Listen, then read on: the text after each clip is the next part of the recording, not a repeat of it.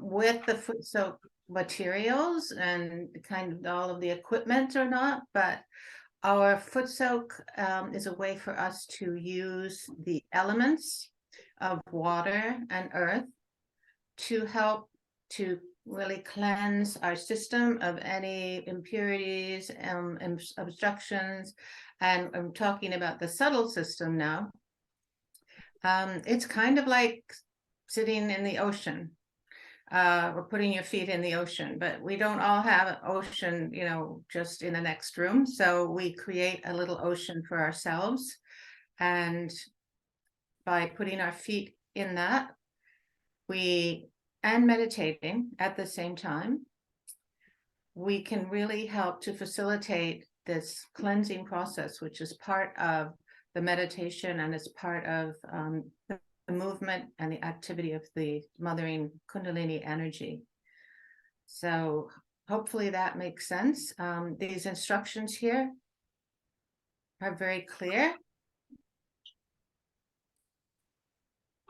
If you happen to have the equipment ready to go, it's nice to get a basin or a dish pan and just reserve it only for that purpose. In other words, then don't go and wash your dishes in it, because again, we're cleansing things out and we don't want that to be mixed with any other activities in our house.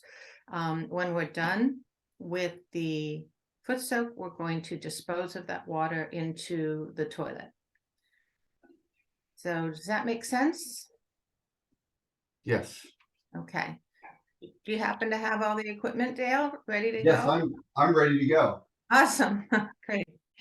Okay, so welcome everyone who's joining now, Chad and Cornelia.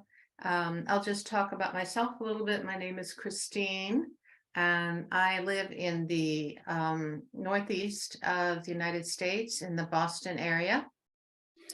It's winter here now. I'm not sure where everyone else hails from.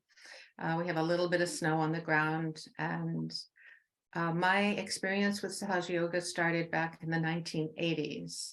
So it's been, you know, it's been a while, and it's been a journey, I will say, with tremendous rewards, some challenges also along the way, but very, very much worth it. And at this point, I'm just really enjoying having these opportunities to share Sahaja Yoga information and share this system with people on Zoom who are joining from all over the world.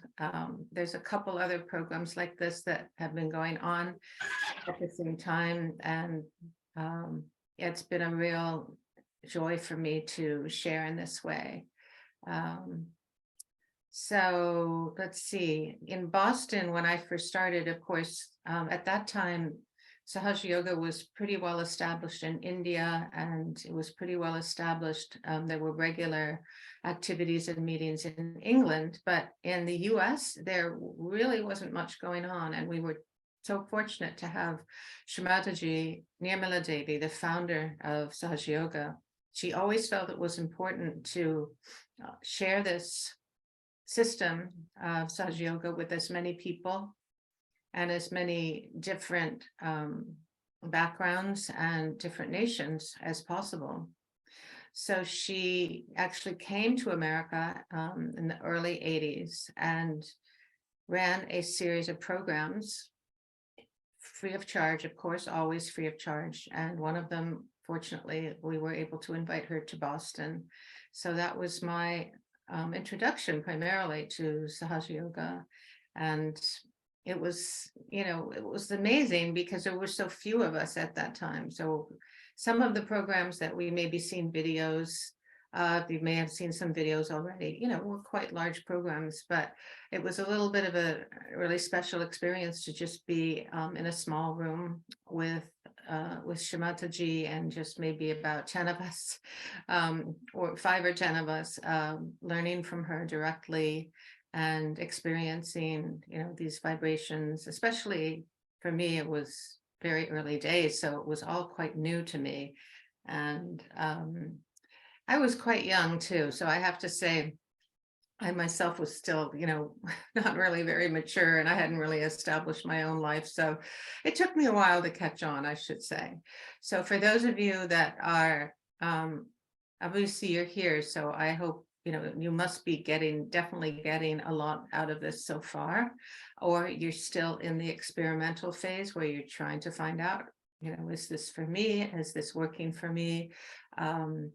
So I would just stress that it can take some time, and to be patient with yourself and to be patient with the process. So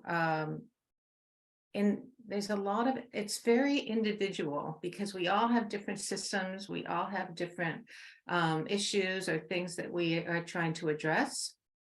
So your experience may not be exactly the same as the next person's experience. There's lots of variables that can affect what our experience of the meditation is, what our experience of the vibrations, the energy that we start to feel on our hands, or what our experience is, or what we're feeling above our head. We've talked about how we might be feeling so cool above our heads once we get started with the meditation, or we might feel some warmth at first. Some people feel it a little bit higher. Some people might feel it a little lower down. You can even maybe sometimes see if it's more in the front or it's in the back. So in that sense, it's your own Kundalini. So she's going to tailor the experience to your particular system. And the other thing I'd like to mention is that she's so gentle. She's never going to force something. She's never going to force her way through.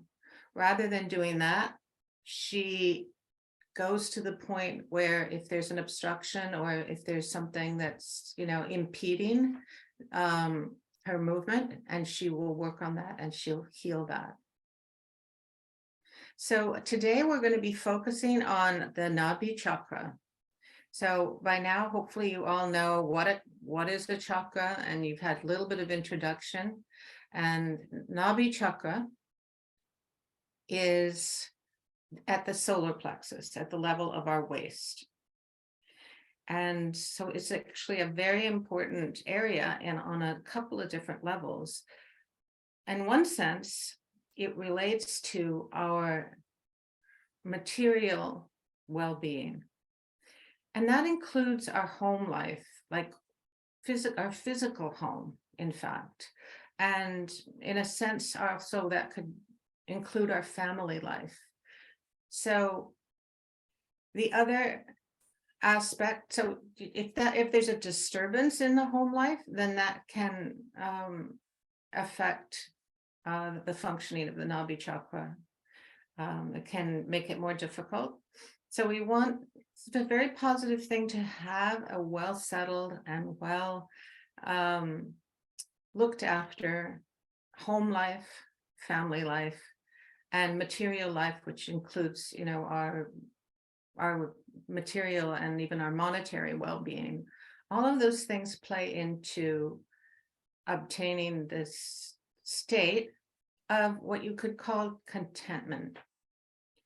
A contentment at that sort of gut level, or going one step further, a more subtle level is the peace.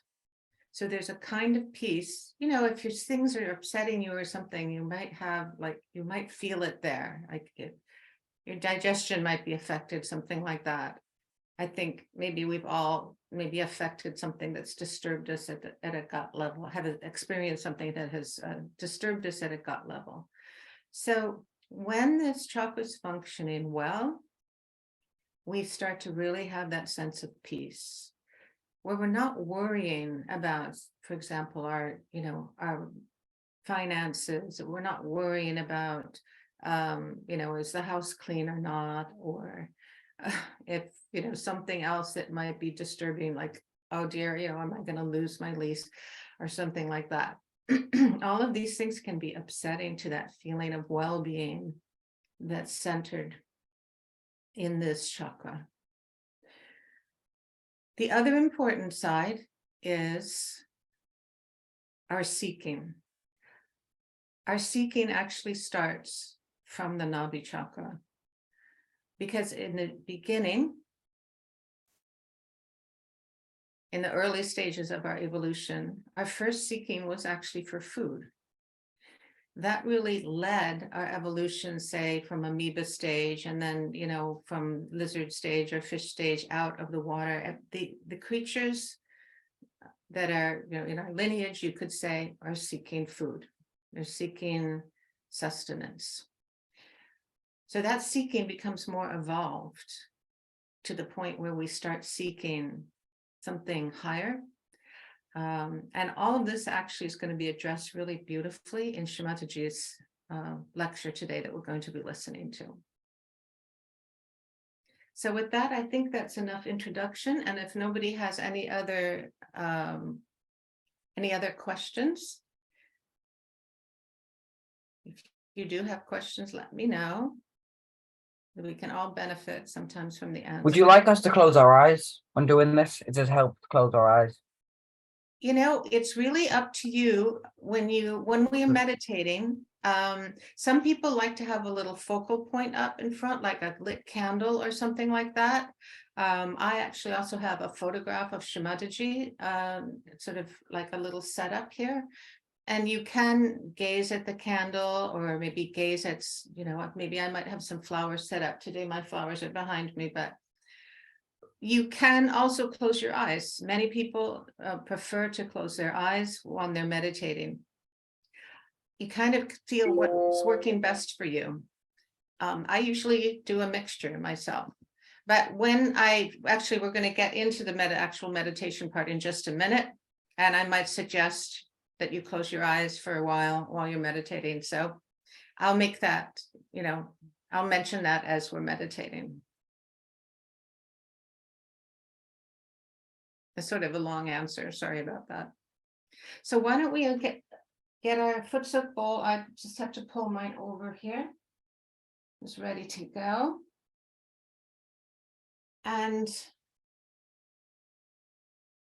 before I put my feet into the bowl, I like to raise my Kundalini first to get things flowing. So hopefully you've all have been taught this method of raising the Kundalini by wrapping the right hand around the left hand as you raise both. Stretching your head back and time. Yes? Does someone have a question or? Okay, so we do that 3 times. I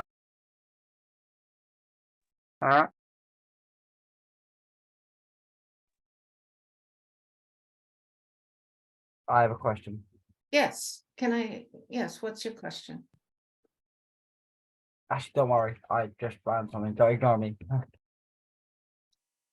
I'm sorry, I couldn't hear you. Are we meant to be doing this now, or do you want us to watch it? Yes, let's do this now. Oh, Let's let's do it copy together it. now. Okay. Yeah. Okay. I didn't know if you want us to watch it and copy. Sorry about that. Yeah, we start out with a little discussion and now we'll go to the meditation part. So let's just start over. So we like to do this raising the Kundalini. We like to do it 3 times.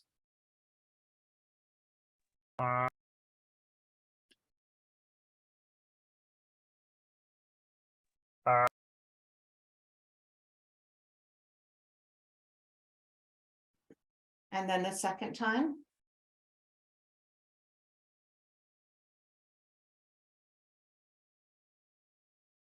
And then the third time. And at the third time, we tie 3 knots above.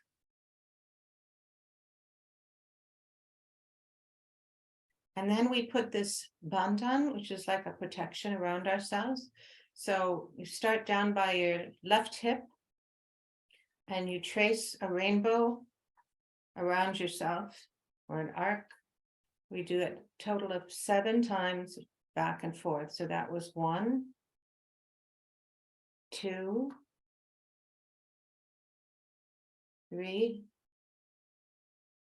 4, 5, 6, and 7.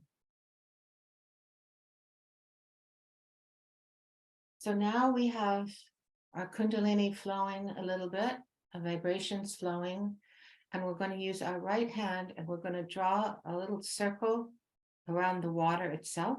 Mine is down here, so which is a way of putting some of these vibrations into the water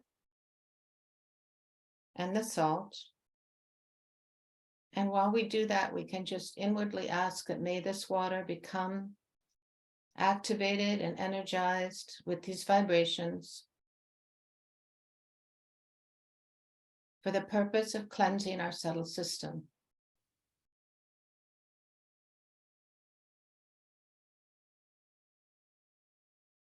And then we can go ahead and put our feet into the water.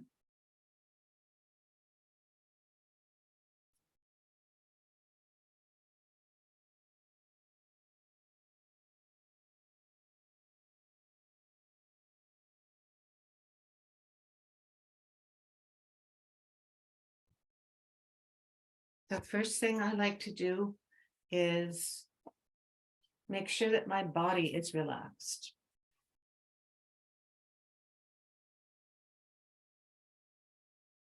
Take a deep breath. Let it out slowly.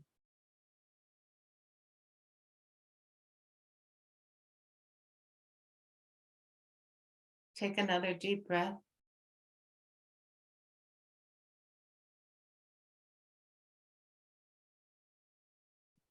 And release slowly.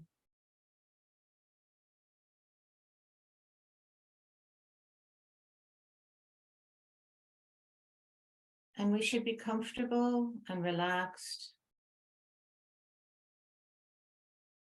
but alert,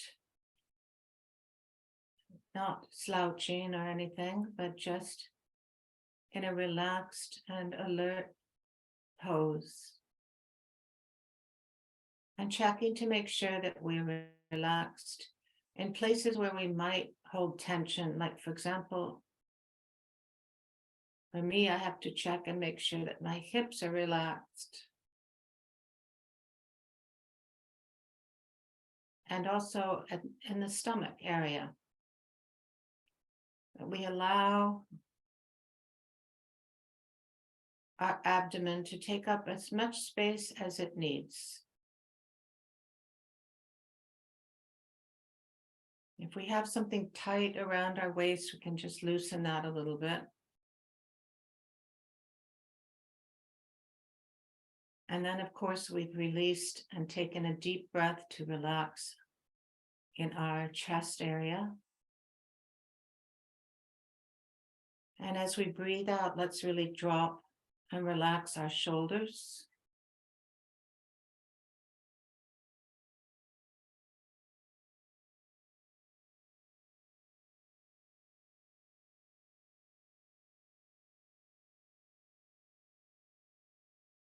And as we breathe out, let's relax our jaw and our face, and especially our brow, where we can kind of grip there sometimes, especially if we spend a lot of time working on computers.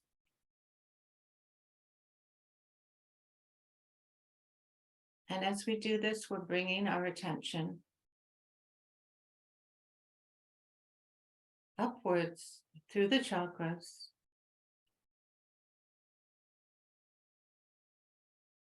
And ideally, we bring our attention and keep guiding, gently guiding our attention back to this fontanelle bone area on the crown chakra. And we can just gently touch there if we want to.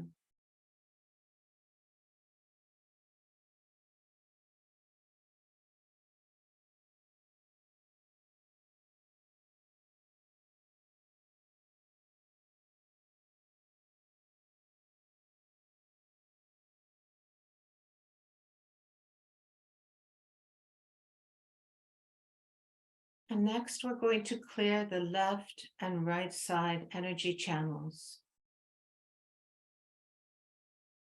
Starting with the left side, we keep our left hand open to receive the vibrations, and the right hand you're going to point it towards the Mother Earth.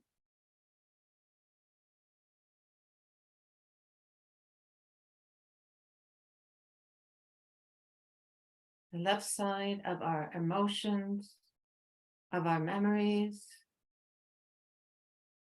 of our conditionings. And we can inwardly ask,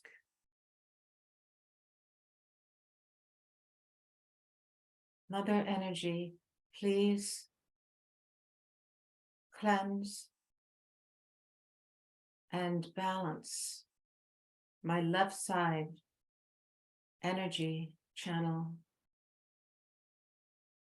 Please balance out my emotions.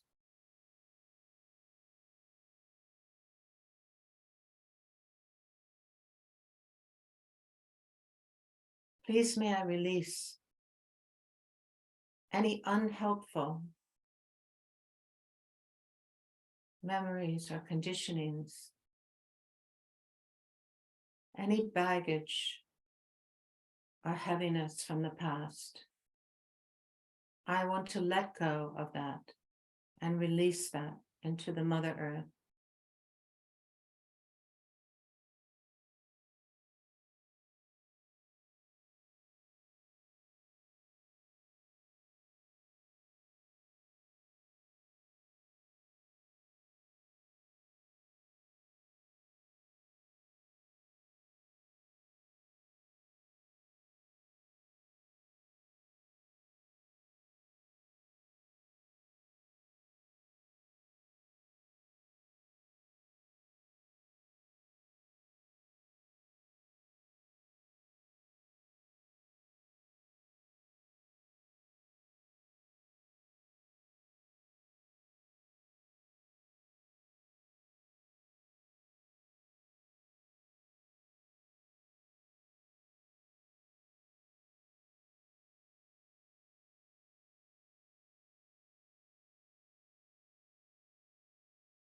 And hopefully this helps you to feel lighter on the left side, so that any obstructions of the left side channel are replaced with the pure qualities of the left side, such as joy, inspiration, compassion,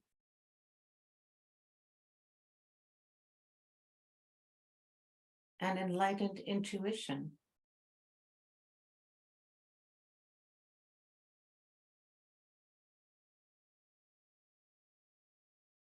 And we can bring our right hand back now onto our lap.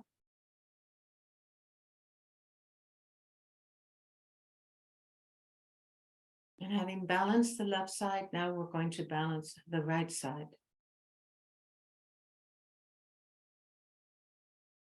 The channel of our activity, both mental and physical.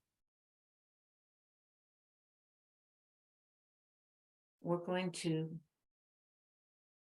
keep our right hand open to receive the vibrations, and the left hand is going to point fingers towards the sky and palm facing backwards. And when we are overactive on the right side or depend too much on the right side, we usually build up a little, it gets a little overheated. You get a little stressed.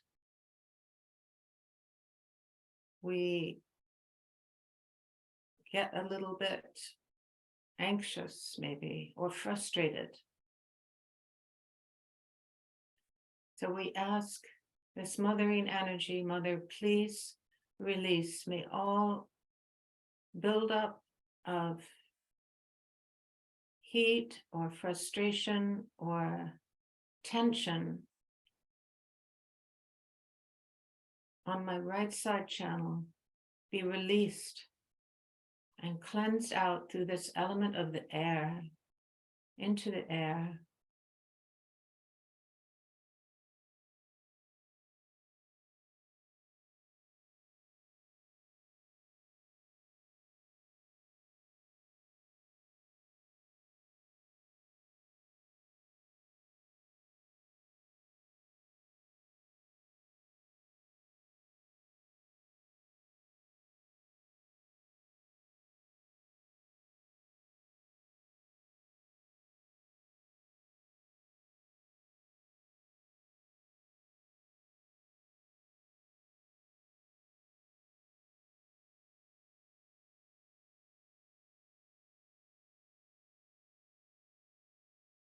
And may all these obstructions or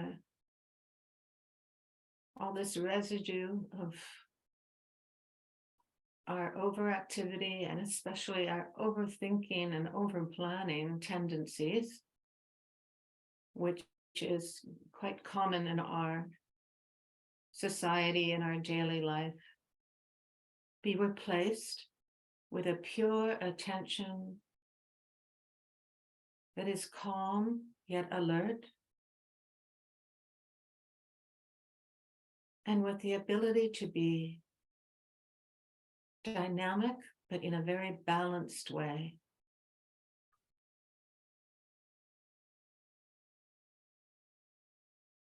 We take care of our responsibilities, but in a very balanced, steady, calm, cool, and collected way.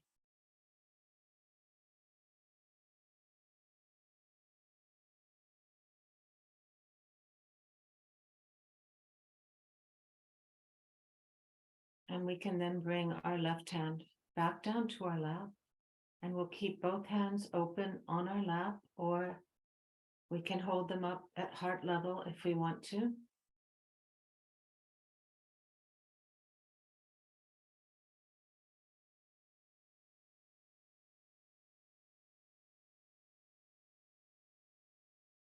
Now that we've balanced left and right,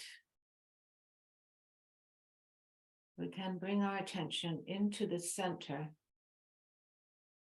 onto our central channel.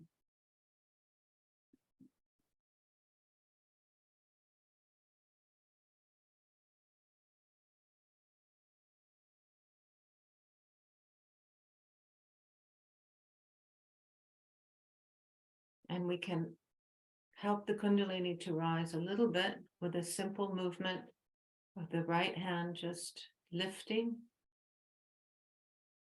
along the central channel up to the top of the head. We can do that 3 times.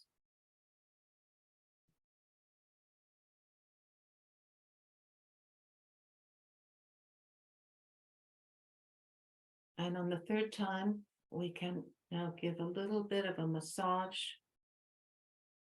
placing our center of our palm right on the fontanelle bone area and rotating in a clockwise movement.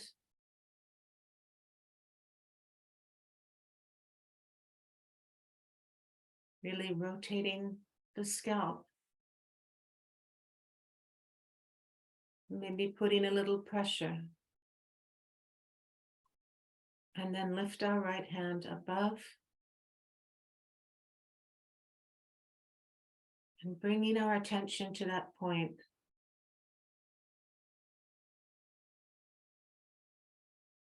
And noticing if we feel a flow of energy above our heads, either in the form of a cool or a warm breeze.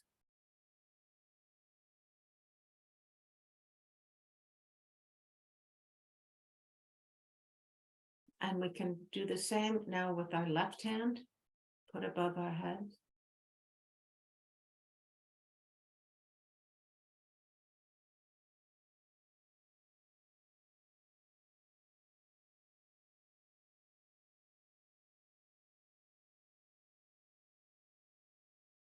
And when we bring our hand back down, we keep our attention at that point above our heads, above our thoughts, above any worries, any thoughts for the future or memories from the past. We're going beyond that.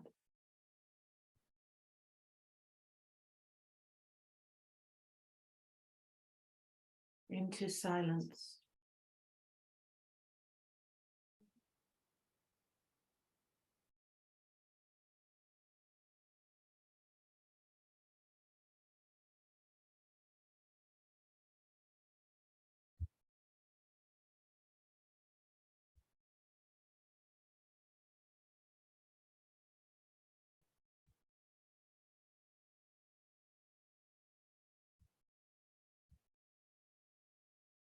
You can keep your eyes closed, or if you would like to open them, you can also open them. And you may find that colors seem brighter, that your vision seems clearer somehow.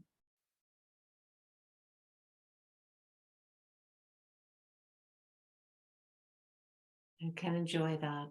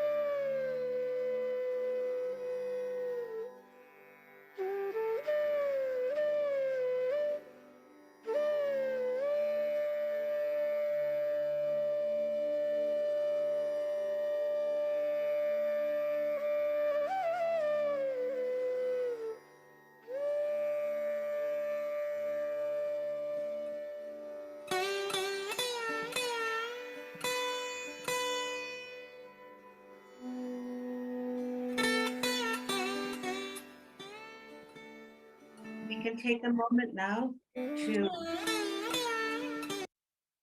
rinse our feet and empty the foot soak into the toilet, and then we come back and we will enjoy the lecture of Shimataji. And I think we'll keep having a little music while we take care of that.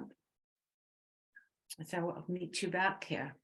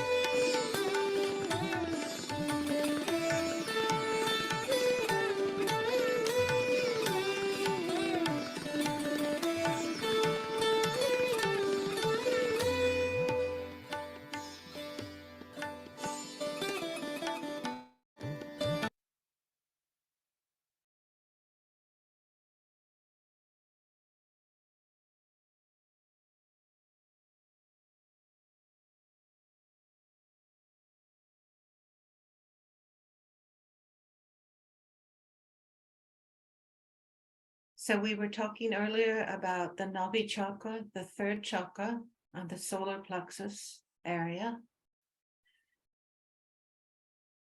which on the physical side looks after our digestion, our stomach, in the middle, on the left, our pancreas, on the right, our liver, and the other organs that are related to digestion. On the subtle level, it relates to our material well-being, including our home life and our family life. When this chakra is clear, it gives us a sense of deep satisfaction and contentment, and ultimately peace, a peacefulness that emanates from the center of our being. And going even one step subtler, it also relates to our seeking.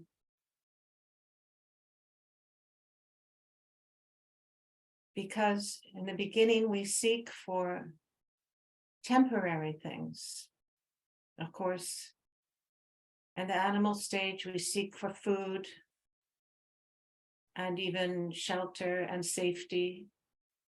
But eventually we seek for maybe wealth, or maybe status or position in society. And bit by bit, our seeking leads us to seek something even higher than all of these things, even more permanent, which is the truth. By seeking our spirit. So that seeking has led us to this point as individuals and as humanity on the whole, has led us to a point where we're seeking something higher, that the temporary things don't satisfy us anymore.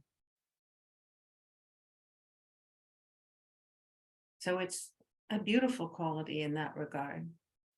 There's a little bit of dissatisfaction that just leads us on to higher truth. But in our daily life, mostly we should experience a sense of contentment and value,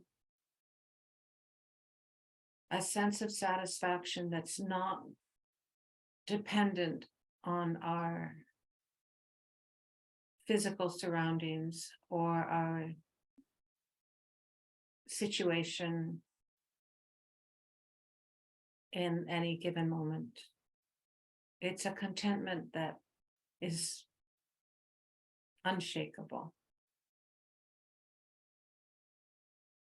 So with that, I think we can have Shri Mataji's lecture.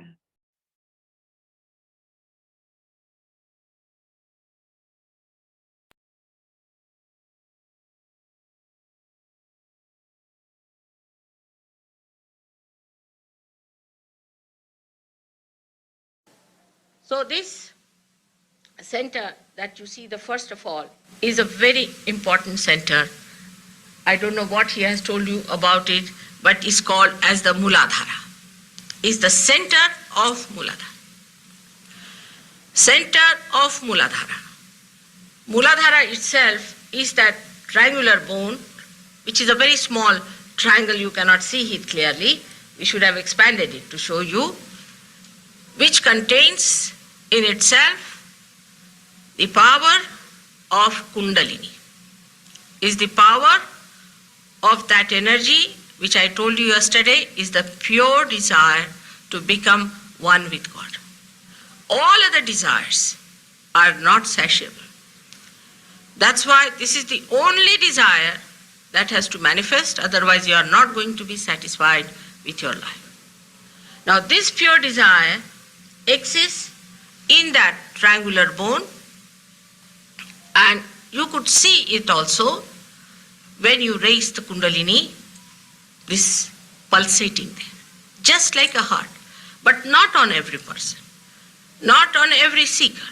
Only those who have a problem with the other two centers, you can see with your naked eye the pulsation of the kundalini. When there is such a pulsation of the kundalini, we have to know that these two centers are in problem in human beings.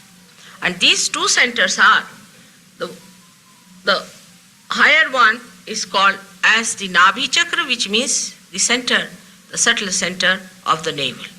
And this center manifests outside what we call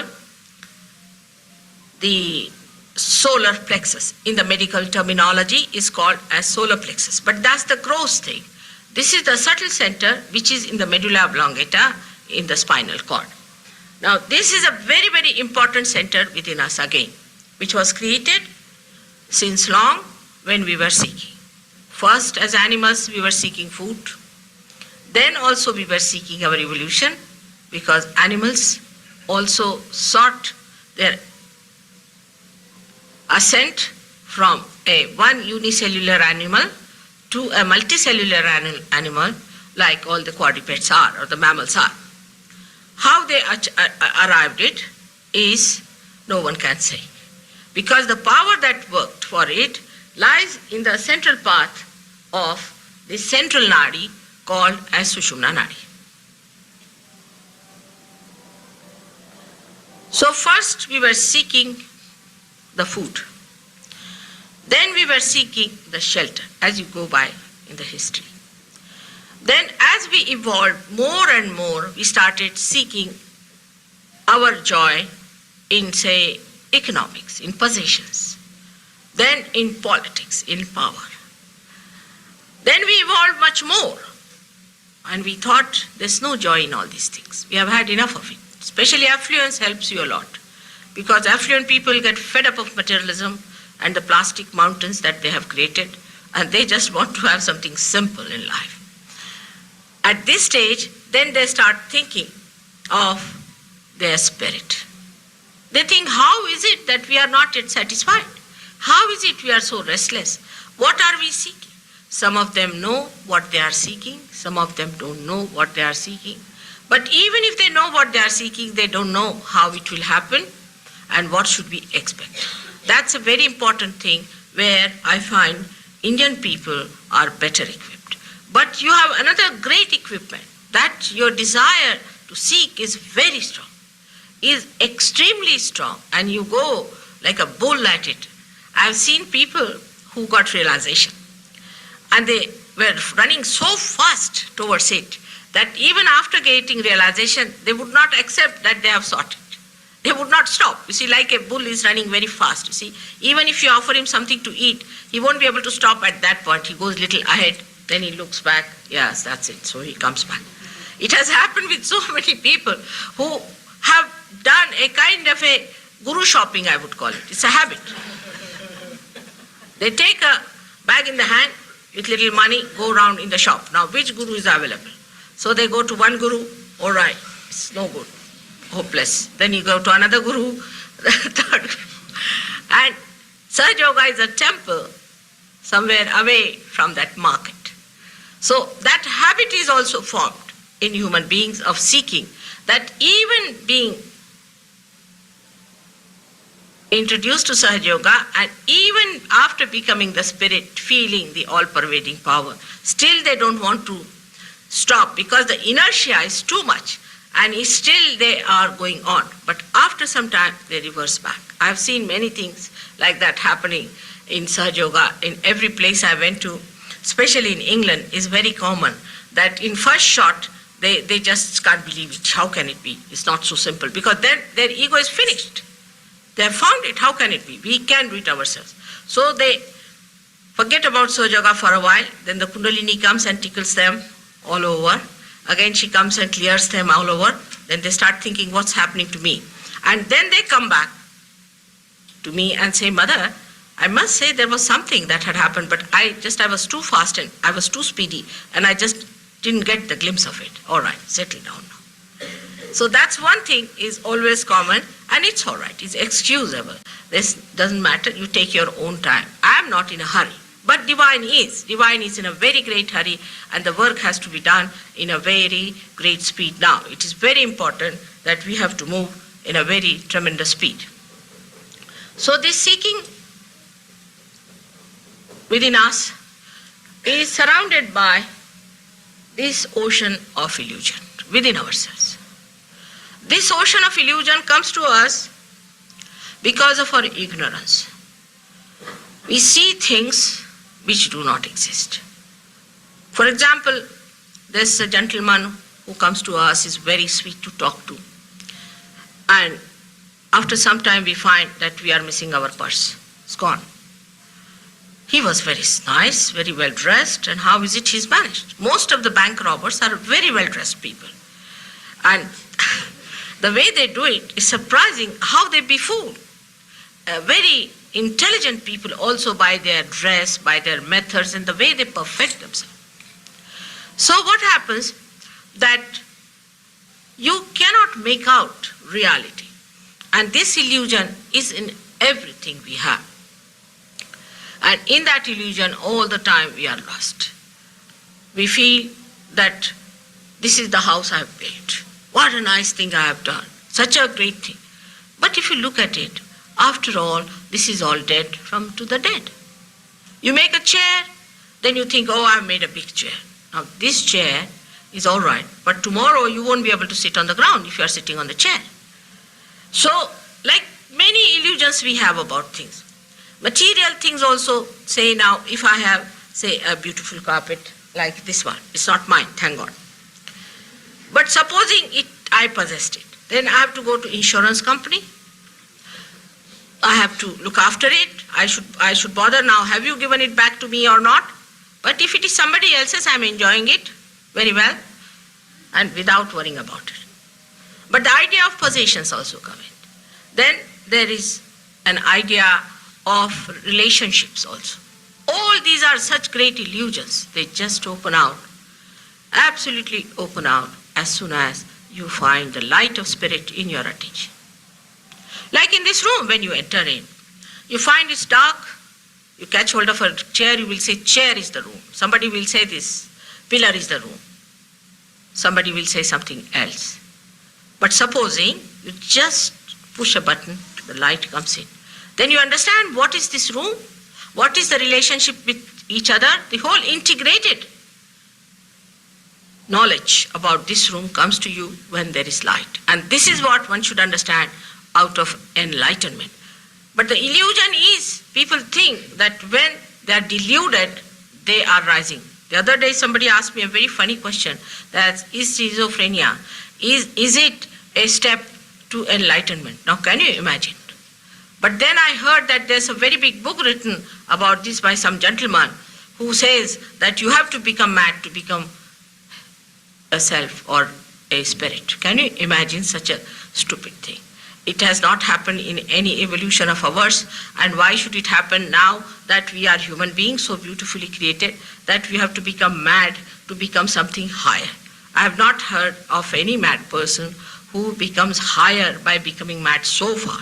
But this kind of a theory is going on. So you can imagine how there are delusions and how there are illusions, and there are sources of these negative forces which are giving you all the time the waves and waves of this illusion that you live in this illusion.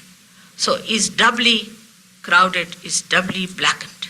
And that's how, if people cannot find the truth, I am not surprised about it. Now this place is called as Bhavasagara, is the ocean of illusion in which we live. And we are seekers. So this one is bestowed upon by 10 valencies that are within us. Because we must keep our valencies all right. Even if you are in the, say, ocean, our ship should be seaworthy. Then any kind of illusion is not going to deter us, if we are seaworthy. But seaworthy means we must know, if there is a fog, how to move in right direction. We should know how to overcome all the hazards of all kinds of storms, and all knowledge should be built in within us, and that built-in knowledge is this dharma, as they call it, is a religion within you, not without, but within you, which are 10 valencies. As the carbon has 4 valencies, it has 10 valencies.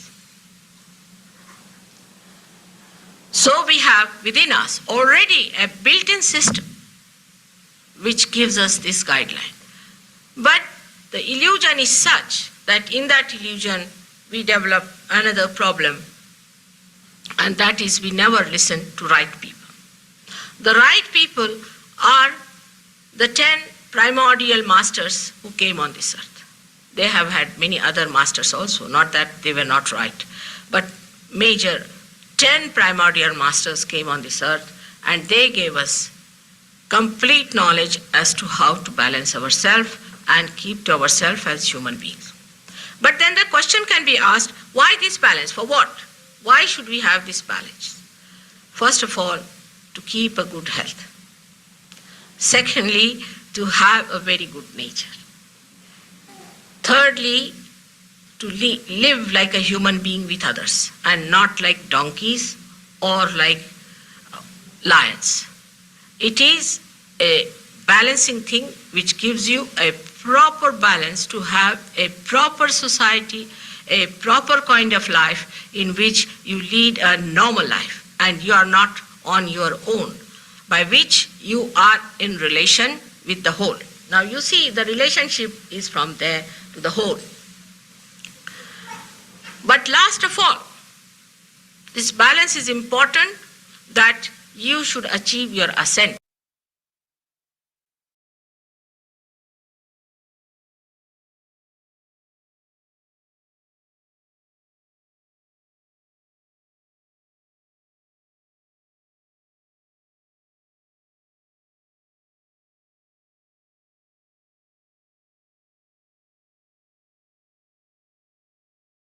So now let's just bring ourselves, already we're in meditation from these ideas, these enlightened ideas and words of Shrimataji, and to absorb them fully and understand. The best is to just be in thoughtless awareness.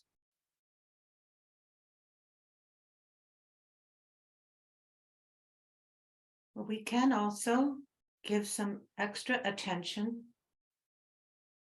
to our Nabhi chakra,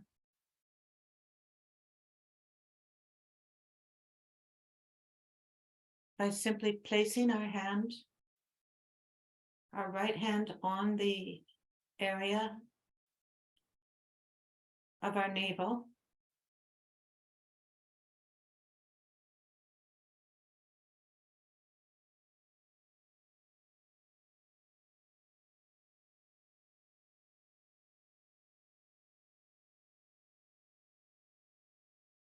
and saying inside, first, Mother, please give me the balance.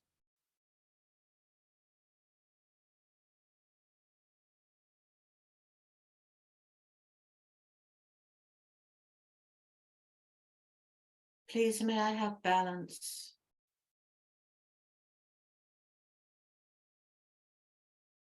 in my life,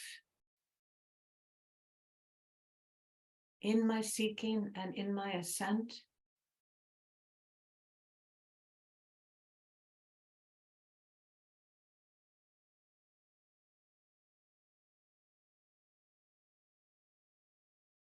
Our seeking is pretty much finished now because Sahaja Yoga, Kundalini rising has given us access to that highest state of self-realization, but still it's a journey that we are going deeper and deeper. So Mother, may I have that balance and the understanding to recognize the truth.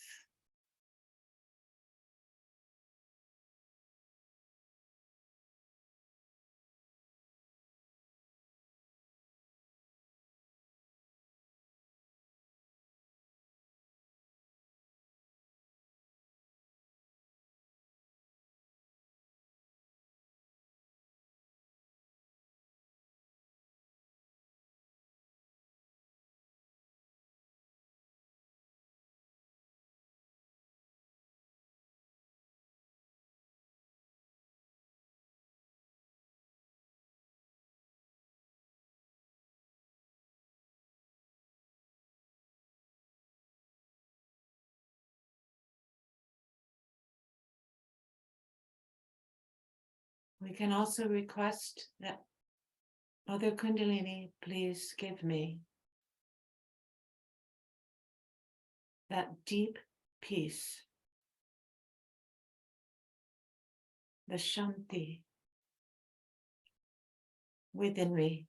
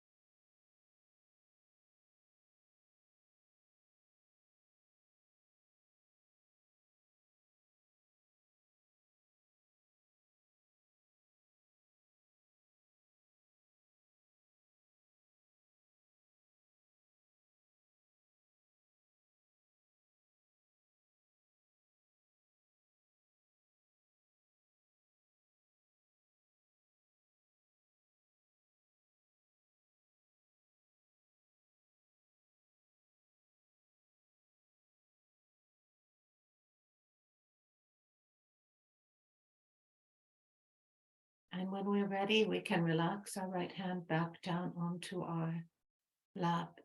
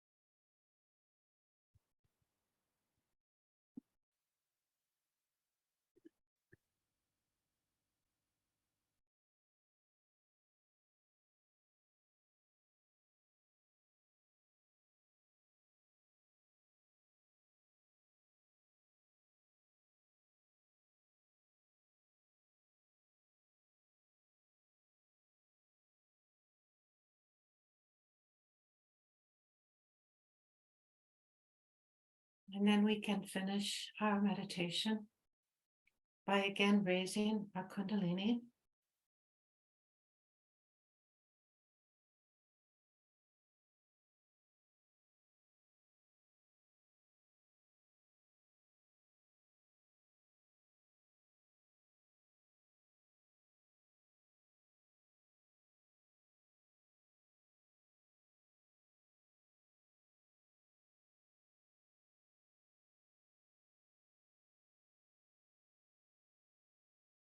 And then putting the protection, the bandhan around ourselves.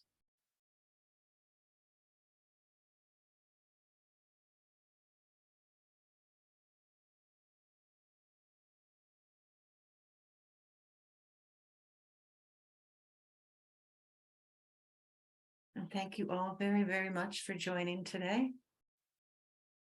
This is for me a lovely experience, a lovely meditation. Thank you, Christine. Thank you. Thank you. Have a good day, all. Have a great day. Thank you so much for joining. Thank you all. Bye. Bye.